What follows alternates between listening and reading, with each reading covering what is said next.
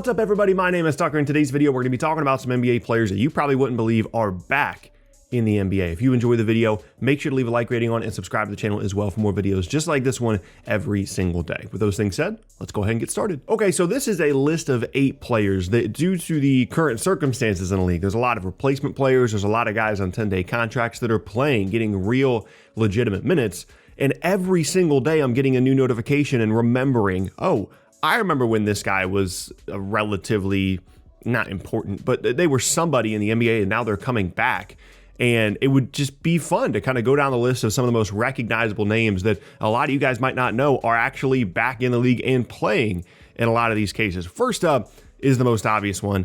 It's the most well-known one.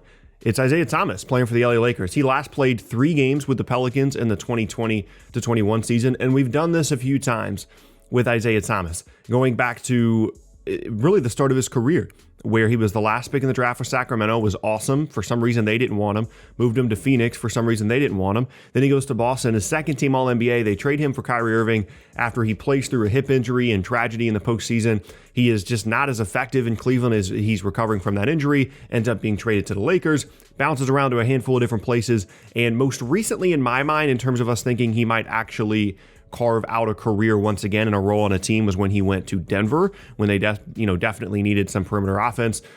And then he's just not really been a factor. The Lakers brought him back in for the G League. He scored like 42. And now he's back with the Lakers and playing real minutes and trying to provide them offense. And this is just one example of a guy that is going to get an opportunity. With the way things are in the league right now, there's just a lot of teams that need a lot of things, and they need things that they normally wouldn't because their star players are out. It's not just they need defense and shooting. They need scoring. They need perimeter playmaking, and the Lakers are certainly on that list, and it's going to be interesting to see if whether it be Thomas or any of the other guys in this list can carve out an NBA role once again because of the crazy, crazy circumstances going on right now in the league. But now let's get to some other guys that are definitely recognizable, but you might not know are back in the league. CJ Miles recently signed a 10-day with the Boston Celtics. He last played in 10 games with the Wizards in the 1920 season, so he didn't even appear in a game last year in the NBA. And I had forgotten about CJ Miles until this notification came through. A guy that has really improved throughout his career as a shooter, and by the end, that's pretty much all he was known for, was a really consistent perimeter shooter. In his quote-unquote prime, he was a pretty significant defender, an interesting lefty that could guard and could shoot. And Boston, Boston has 1, 2, 3. They have 3 players on this list. I mean, they are signing guys left and right, trying to put together some semblance of a roster here. And it'll be interesting to see if someone like Miles, whether it be in Boston or elsewhere, sticks around as a veteran 3-and-D presence. This one was really, really weird because he's the only guy on the list that didn't see the floor at all last season. And so I wanted to put him on there, 1, because of that, but 2, I feel like I would say like 60, 70% of NBA fans would know and remember who CJ Miles is from this list. Next up, Tyler Johnson being signed by the Philadelphia 76ers, last played in 39 games with the Nets last year.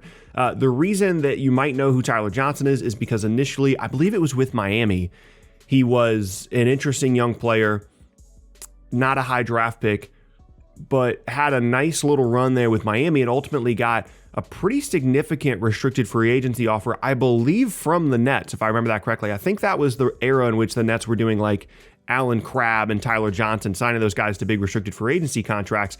And they put like the poison pill thing in there. I think it was like 3 years 40 or 3 years 50 or something like that.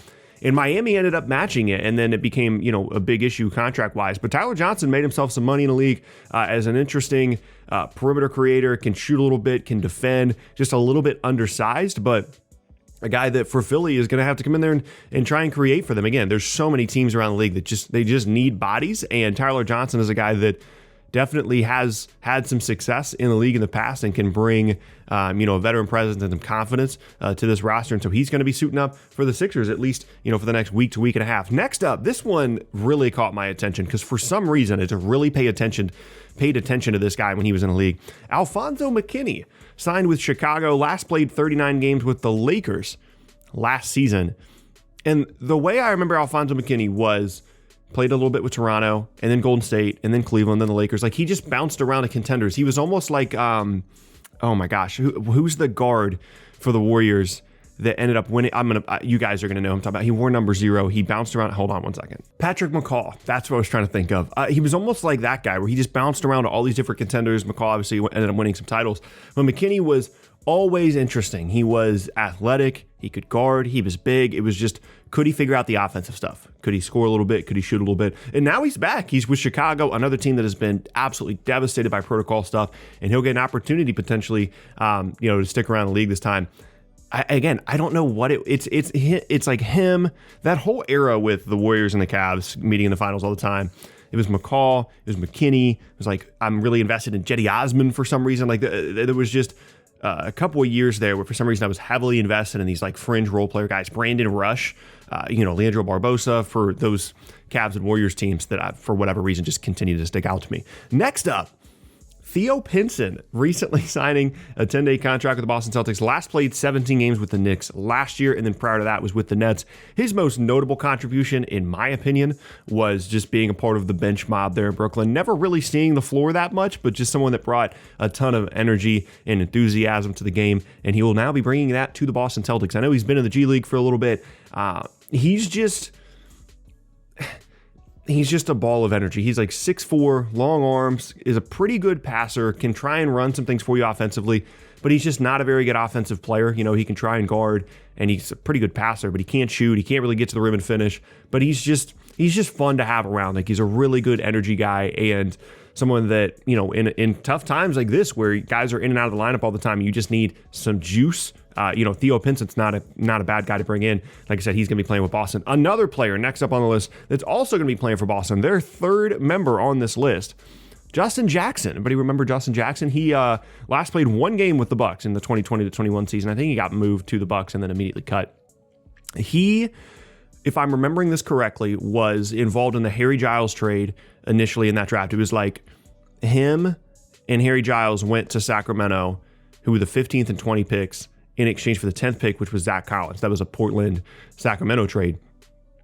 And Justin Jackson was someone that was kind of a bigger guy. Didn't really do a ton at North Carolina initially, but in his last year before coming out for the draft, he really improved as a shooter, and that was his role in the league, was supposed to be a bigger, kind of like Cameron Johnson, a bigger guy that could shoot the ball. And that was going to be his role. Unfortunately, his shot just never translated to the league, and defensively, he wasn't able to hang. But he's someone that if he can get hot, if he can start making some shots, if he's really worked on his game over the last year and a half, he absolutely could stick around, especially for a Boston team that would like to have a little bit more spacing.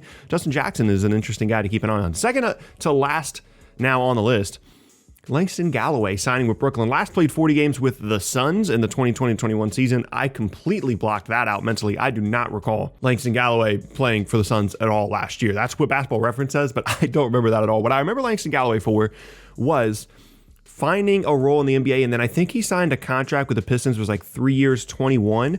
He got paid a little bit. Just an interesting combo guy, right? A little bit of size, not really an on-ball guard, not really a fully off-ball guy either, but really improved as a shooter. Was a physical guard that could defend pretty well and just provided you some nice versatility in the backcourt that could kind of fit with a lot of different guys. And him, as well as for a lot of players in the league, just comes down to whether or not he's making shots. If he can shoot, if he can space, he's a valuable guy with his size and with his physicality. But if the shot making's not there, it obviously falls off. He'll be trying to help out a devastated Brooklyn team by some protocol stuff. I know he's already played at least 1 or 2 games with them simply out of necessity because he's just had to be on the floor for them to have enough guys to play. And then last up now on the list is the only guy actually that has signed a rest of the year contract with their team. And that's DeMarcus Cousins with the Milwaukee Bucks. Everybody else on this list signed 10-day contracts, but Boogie, who last played 16 games for the Clippers last year and appeared in some postseason games as well, is going to be sticking around with the Bucks for the remainder of the season, assuming they don't cut him. We all know the story by now with DeMarcus Cousins. Incredible start to his career from a statistical standpoint. Injuries after injuries after injuries have just really set him back. And I think everybody's rooting for him at this point. Everybody wants him to be on a successful team. Everybody wants him to have some kind of role. He just can't guard, but he's still so physical and so skilled that he can do a lot of things for you offensively in second units if you can find a way to hide him defensively. So certainly an interesting pickup in addition there from Milwaukee. But that's the list. I keep getting these notifications, and I'm seeing these guys getting signed by NBA teams. I'm like, oh, I remember that guy. I remember that guy. And now I'm just waiting on J.R. Smith to get the call, right? And I know he's playing golf and you know, playing for NCAA, but I'm just waiting on something like that. Like, where's Matthew Dellavedova? Like, I'm waiting on guys like that to come back, and we're just going to be watching like the 2017-18 season all over again with some of these guys showing up. Obviously, these are unfortunate circumstances, but it's still fun to look at and see, hey, these guys are going to get an opportunity, and maybe they'll stick around. Maybe they'll use this as a springboard to kind of a second act for their career, whether that be DeMarcus Cousins, Isaiah Thomas, or any of the other players listed here. But that is going to be the end of today's video, and I thank you guys very much for watching. Once again, my name is Tucker. If you missed any of my previous videos, be sure to check out the boxes on screen. With those things said, hope you guys have an awesome rest of your day, and I will see you all next time.